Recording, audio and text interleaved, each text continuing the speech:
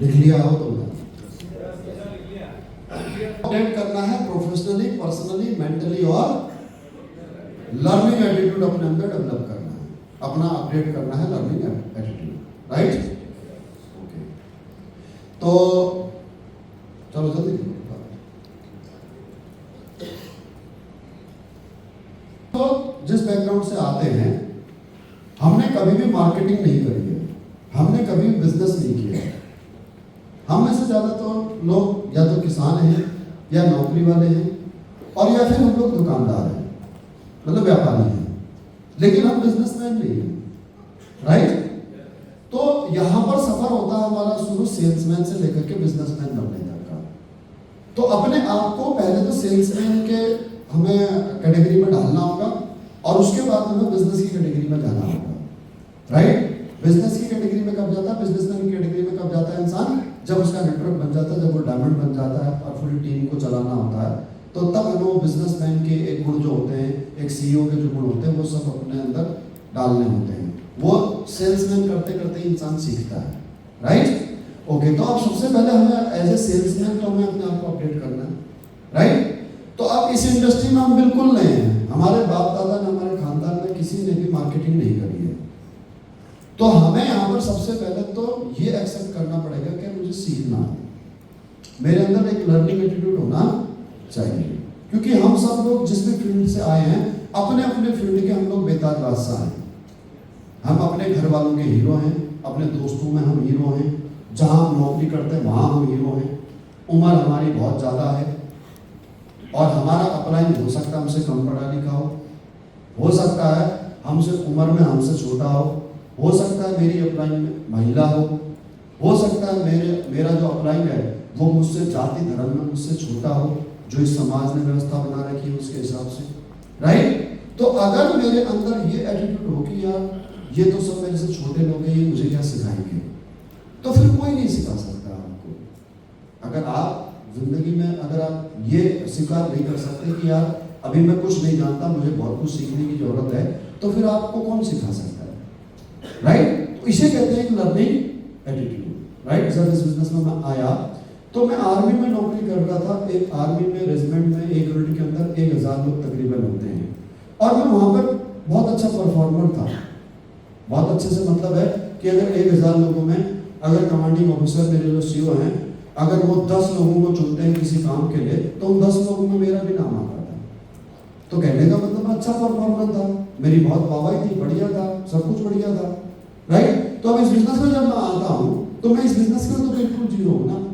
तो अगर मैं ये सोचूं कि रामवीर सर मुझे क्या सिखाएंगे, ये तो मेरे से कम पढ़े लिखे हैं, ये तो मेरे से कम जानते हैं, तो ये मुझे क्या सिखाएंगे, अगर मैं ये सोचता दोस्तों, तो मैं कभी भी नहीं सीख पाता।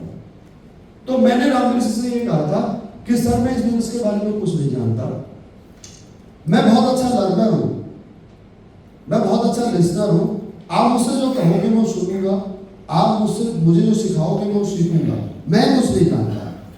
मैंने अपनी जिंदगी आपके हवाले करी, आप मुझे जैसा बनाओ, मैं एक कच्ची मिट्टी हूँ, आप मेरे जिंदगी के कुम्हार हो, आप जैसा मुझे जिस सांचे में डालना चाहो डाल दो, राइट। और जब ये सफर पर मैंने सर को किया तो तभी मेरे को सर ने मुझे सिखाया, राइट। नहीं तो अगर मैं अपनी एटीट्यूड की अगर बात करूं तो मैं तो मतलब हर मामले में रामवीर सर से ज़्यादा पढ़ा लिखा हूँ, ज़्यादा टैलेंटेड हूँ इस बिजनेस से पहले, हर पॉइंट ऑफ व्यू से। मैं केवल 12वीं पास नहीं हूँ, मैंने और भी बहुत सारी एजुकेशन ली हुई है, राइट। मैं ग्रेजुएट हूँ, वो तो मैं अपनी सिविल की एजुकेशन बताता हूँ कि फौज में जाने से पहले 12 पास हूँ। मैं ग्रेजुएशन किया, पुणे यूनिवर्सिटी से इलेक्ट्रॉनिक कम्युनिकेशन डिप्लोमा किया हुआ है, मैंने श्रीलंकन आर्मी के साथ में कोलैबोरेशन किया हुआ है। मैं इस फौज में इस बिजनेस में आने से पहले ही मैं फौज के माध्यम से यूएन मिशन में साउथ अफ्रीका घूम करके आ चुका हूँ। तो मैं देश दुनिया के बारे में, इंटरनेट के बारे में 2003 से जानता हूँ। जब फेसबुक नहीं था मैं ऑरकुट चलाता था, जब व्हाट्सएप नहीं था मैं याहू से चैट करता था। C++, आपको जावा, HTML, कोरलड्रा, पेज मेकर, इतनी 6 लैंग्वेज में 2003 में सीख चुका था। तो अब रामवीर सर की एजुकेशन तो 12वीं पास हो, फौजी आदमी उसके अलावा वो जानते ही नहीं। तो अगर इंटरनेट का, आईटी का मैं एक्सपर्ट, हार्डवेयर नेटवर्किंग में सब जानता था। तो अगर मैं रामवीर सर के सामने समर्पित नहीं करता तो रामवीर सर के मन में तो यही रहता है, यार ये तो मेरे से ज्यादा पढ़ा लिखा आदमी है, मैं इसे कैसे कहूँ। अंग्रेजी में उनसे ज्यादा जानता हूँ, मैं लिटरेचर के अंदर ग्रेजुएशन की हुई है, लिटरेचर में इंग्लिश लिटरेचर की बात कर रहा हूँ, हिंदी लिटरेचर की बात नहीं कर रहा हूँ मैं। तो मेरी वोकैबुलरी बहुत स्ट्रॉन्ग है, मेरी डिक्शनरी बहुत स्ट्रॉन्ग है, चाहे वो हिंदी की हो चाहे इंग्लिश की। तो अगर रामवीर सर मेरे प्रति ये परसेप्शन बना करके रखते कि यार ये तो मेरे से बहुत ज्यादा पढ़ा लिखा है, मेरे से बहुत ज्यादा टैलेंटेड है, तो रामवीर सर मुझे कभी सिखा ही नहीं पाते। और मैं अगर अपना ये परसेप्शन बना करके रखता कि मैं तो रामवीर सर से ज्यादा पढ़ा लिखा हूँ, ज्यादा जानता हूँ, तो रामवीर सर मुझे क्या सिखाएंगे, तो कभी सिखा ही नहीं पाते। तो मैंने कहा सर मैं ये जितना भी सीखा है ना फौज में रहते हुए 18 साल के पीरियड के दौरान सीखा है। तो लेकिन 18 साल में भी मुझे किसी ने सिखाया तभी तो मैं सीखा। तो मैं यहां पर वापस अपने आप को जीरो करता हूं और आप मुझे सिखाओ, मुझे बताओ क्या करना है। मैं फौज का मास्टर हूं लेकिन यहां का नहीं हूं। आप इस फील्ड के बारे में कुछ नहीं जानता, आप मुझे बताओ कैसे करना, क्या करना। समझ में आती बात। स्टेज परफॉर्मेंस मुझे पहले से आती थी, मैं फौज में स्टेज परफॉर्मर था। इंस्ट्रक्टर पढ़ाने का काम, जो टीचर का काम है, ये मैं पहले से जानता था, लेकिन मैं फौज में पढ़ाता था, फौजी पढ़ाई पढ़ाता था। मैं फौज में भी होस्ट करता था, लेकिन मेगा शो या ट्रेनिंग होस्ट नहीं करता था। वहां के जो इवेंट होते थे उनको होस्ट करता था, तो वहां की लैंग्वेज अलग थी, यहाँ की लैंग्वेज अलग है। तो अगर मेरे अंदर लर्निंग एटीट्यूड नहीं होता दोस्तों, तो रामवीर सर मुझे कैसे सिखा। कभी भी आप याद रखना, लाइफ में आपसे डाउन में कितना भी पढ़ा लिखा व्यक्ति, कितना भी पैसे वाला व्यक्ति, कितना भी संभ्रांत व्यक्ति आपके इस बिजनेस में ज्वाइन हो जाए, लेकिन एक लीडर को कभी भी डोमिनेट नहीं होना चाहिए कि यार ये तो मेरे से हर मामले में बड़ा, मैं इसे कैसे सिखा सकता हूं। बहुत बढ़िया बात है ना। अगर आप एक प्रॉपर्टी डीलर हैं, अगर आप एक राजनीतिज्ञ हैं, तो आपके पास जिंदगी का, उस जिंदगी का अनुभव बहुत ज्यादा है, लेकिन इस जिंदगी का अनुभव बिल्कुल भी नहीं है। तो जब तक आप अपने अपलाइन को गुरु नहीं मानोगे और अपने आप को जीरो नहीं मानोगे, तब तक आपका अपलाइन आपको सिखा नहीं पाएगा। ये गिलास पकड़ना,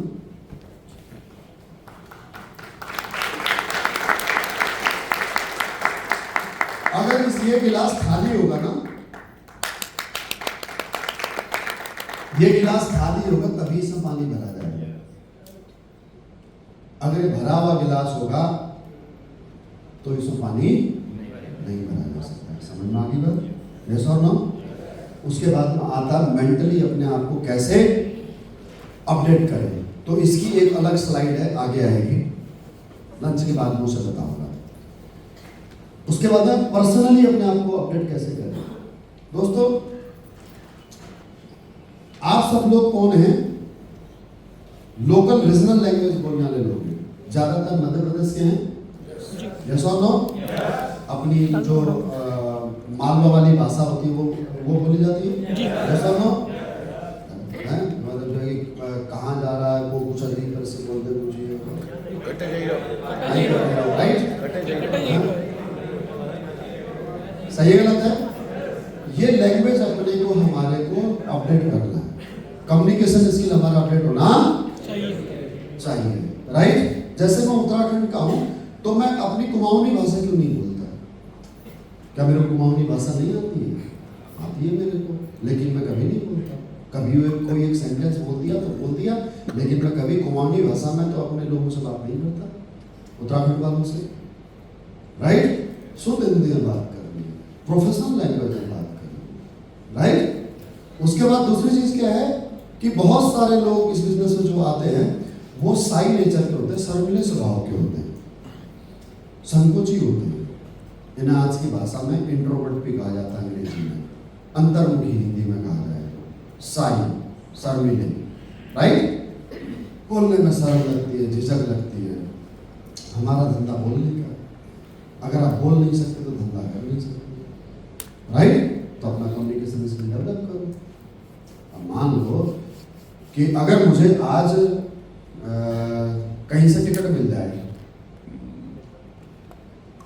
एमएलए की, एमपी की, पार्षद की, किसी भी चीज की टिकट मिल जाए तो मुझे बोलना पड़ेगा नहीं पड़ेगा? तो ये भी तो टिकट ही है यार, इसमें भी तो आपको लीडर ही बनाया जा रहा है। भाई लीडर के दो पहलू हो गए, एक लीडर आपका राजनीतिक लीडर हो गया और एक बिजनेस का लीडर हो गया। तो अब लीडर को क्या करना पड़ेगा? बोलना पड़ेगा। तो बोलना पड़ेगा तो आपको ये कम्युनिकेशन स्किल डेवलप करना पड़ेगा। सही है। तो उसका तरीका क्या होता है? अपनी प्रैक्टिस करके और अपनी बातों में लगातार सुधार करना पड़ता है। अपने शब्दों में लगातार, अपने शब्दों का चयन करते समय लगातार सुधार करना पड़ता है। ध्यान रखना, समझ में आ गई बात? लगातार सुधार करना पड़ता है, शब्दों का चुनाव करना पड़ता है। और अपने आप को करेक्ट करने का सबसे बेस्ट तरीका ये होता है कि आप अपनी रिकॉर्डिंग खुद सुनो। जब आप प्लान देने के लिए जाओगे तो प्लान अपना रिकॉर्ड करो, ऑडियो रिकॉर्ड करो और अपनी रिकॉर्डिंग खुद सुनो। अगर आपको अपनी खुद की आवाज, खुद के शब्द अगर अच्छे नहीं लग रहे हैं तो इसका मतलब सामने वाले को कनेक्ट नहीं कर पाए। समझ आ गया? क्लियर है? और उसके बाद में ये जो हमारा स्वभाव है अंतर्मुखी होने का, इंट्रोवर्ट होने का, साई होने का, तो इसे तो हमें चेंज करना ही पड़ेगा किसी भी वजह से। क्योंकि जब तक मैं ये स्वभाव अपना चेंज नहीं करूंगा ना तो मैं कोल्ड लिस्ट तो क्या अपने हॉट लिस्ट वालों को भी प्लान नहीं दे पाऊंगा। और जबकि ये बिजनेस हमारा हॉट लिस्ट से शुरू होता है। कोल्ड लिस्ट मतलब आप ट्रेन में किसी के साथ जा रहे हो, आप अपने बगल में बैठे हुए पैसेंजर से बात नहीं कर पाओगे, बस में बैठे हुए पैसेंजर से बात नहीं कर पाओगे, क्योंकि आपका शर्मीला स्वभाव है। यार सामने वाला मेरे बारे में क्या सोचेगा, कैसे बात करें। तो अनजान लोगों से तो आप बात करना तो बहुत दूर की बात है, आप अपने परिजनों से, अपने रिश्तेदारों से, अपने घर वालों से बात नहीं कर पाओगे। समझ में आ रही बात? ये शर्मीला संकुच स्वभाव आपको ले डूबेगा, मेरे कहने का मतलब ये है। राइट? तो इस व्यवहार से आपको बाहर निकलना पड़ेगा। नवजोत सिंह सिद्धू को आप जानते हैं? नवजोत सिंह सिद्धू के इंटरव्यूज आप देखना, तो नवजोत सिंह सिद्धू जब क्रिकेट खेलता था तब वो बहुत साई, बहुत शर्मिला था, बिल्कुल नहीं बोलता था। और आज अगर आप क्रिकेट के शौकीन हैं तो क्रिकेट की कमेंट्री सुनने में ही मजा नवजोत सिंह सिद्धू की आता है।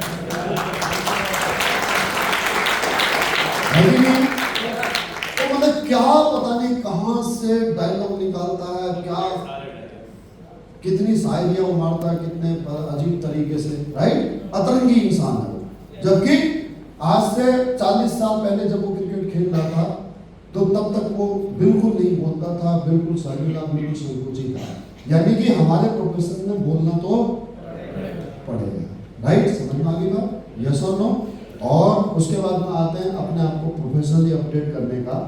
तो प्रोफेशनली अपडेट करने के लिए दोस्तों न केवल हमारे को अपना ड्रेस कोड सही करना पड़ेगा, जिसके बारे में आपको कल बताया गया था। राइट? अपना सही हुलिया जो भी आपको चाहिए वो सब चीज करना पड़ेगा, बल्कि उसके अलावा आपको प्लान देना भी सीखना पड़ेगा। ऐसा नहीं कि कोट पैंट पहनने से मात्र से ही आप जो है कि हमारा प्रोफेशनली अपडेट हो गए। नहीं, आपको एक अच्छा प्लानर भी बनना पड़ेगा, अच्छा एक क्लोजर भी बनना पड़ेगा, अच्छा एक ट्रेनर भी बनना पड़ेगा, आपको रजिस्ट्रेशन करना भी सीखना पड़ेगा। राइट? अब जो यहाँ पर आपको बताया गया ये सब करना है, तो यहाँ पर एक दिन में थोड़ी आप ये सब सीख जाओगे, ये तो प्रैक्टिस कर करके सीखोगे ना। अब यहाँ से जाने के बावजूद भी अगर आप प्लान नहीं करते, अपने ऑनलाइन से प्लान कराते हो, तो आप कब सीखोगे? यहाँ से जाने के बावजूद भी अगर आप खुद रजिस्ट्रेशन करने की बजाय अपने सीनियर से रजिस्ट्रेशन करवाओगे तो आप कभी रजिस्ट्रेशन नहीं कर पाओगे। अगर आप प्रोडक्ट का कॉम्बिनेशन खुद नहीं बनाओगे, बार बार अपने अपलाइन से पूछते रहोगे, तो आप कब सीख पाओगे? समझ की बात? तो अपने आप को अपडेट करना जरूरी है। जो अपने आप को अपडेट नहीं करेगा वो सरवाइव नहीं कर पाएगा मार्केट के अंदर। हमारे मोबाइल में भी सॉफ्टवेयर अपडेट होते रहता है। राइट और रॉन्ग? और इसी वजह से हम हर 3 साल में एक नया मोबाइल खरीद लेते हैं। हर 3 साल में वो जो पुराना मोबाइल है वो ओल्ड फैशन हो जाता है, हमें नया मोबाइल खरीदना ही पड़ता है। यस और नो? सही है गलत है? इसी प्रकार से मोबाइल में जो सॉफ्टवेयर है उनको भी बार बार अपडेट करते रहना पड़ता है। और जिसने भी अपने आप को अपडेट नहीं किया दोस्तों, वो इंसान या फिर वो बिजनेस ठप हो जाता है, धंधा बंद हो जाता है। जैसे एग्जाम्पल के तौर पर कोडक कैमरा का नाम आप लोगों ने सुना होगा। कोडक कंपनी थी, कैमरे भी बनाती थी और रील्स फिल्म भी बनाती थी। राइट? किस किस को पता है? ओके, आज की जनरेशन को नहीं पता होगा, 90 के दशक से पहले लोगों को पता होगा। तो अब जब कोटक कंपनियां बंद हो चुकी है, तो जब डिजिटल हो रहा था, जब ये आपका क्या बोलते हैं फोटोग्राफी जब डिजिटल हो रही थी, तो कोटक कंपनी के कितने साल उसने जो है कि इस इंडस्ट्री पे राज किया? लगभग 30-40 साल उसने इस इंडस्ट्री ने उस फोटोग्राफी इंडस्ट्री पे कोटक जो है किंग थी, राइट? कोटक कंपनी किंग था इस मार्केट का। तो इसका मतलब खूब पैसा कमाया, खूब प्रॉफिट में था, हाँ या ना? यस। लेकिन जब डिजिटल हो रही थी फोटोग्राफी इंडस्ट्री, वीडियोग्राफी इंडस्ट्री, तो उसने अपने आप को अपडेट नहीं किया। उसके पास में जब पैसा था, जब सभी संसाधन थे, तो तब उसने अगर उस पैसे से अगर अपने आप को अपडेट कर लिया होता, अगर फिल्म वाले कैमरे से, रील वाले कैमरे से उसने डिजिटल कैमरे बना लिए होते, रील की जगह अगर एसडी कार्ड बना लिए होते, तो आज भी कोटक किंग ही रहता।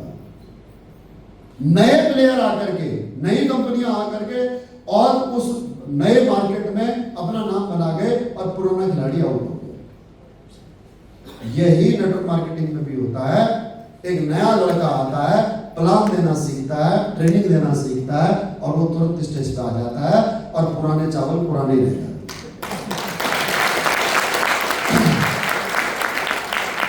क्यों? क्योंकि वो अपने आप को अपडेट नहीं करते। समझ में आ गई बात?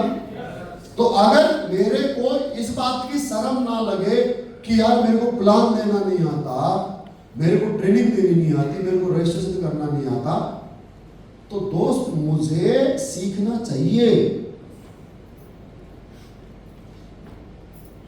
नहीं तो इस चक्कर में मैं कभी लीडर नहीं बन पाऊंगा। समझ में आ गई बात? यस और नो? अब वो कहते हैं होनहार वीरवान के होत सीखने का, वो क्या बोलते हैं?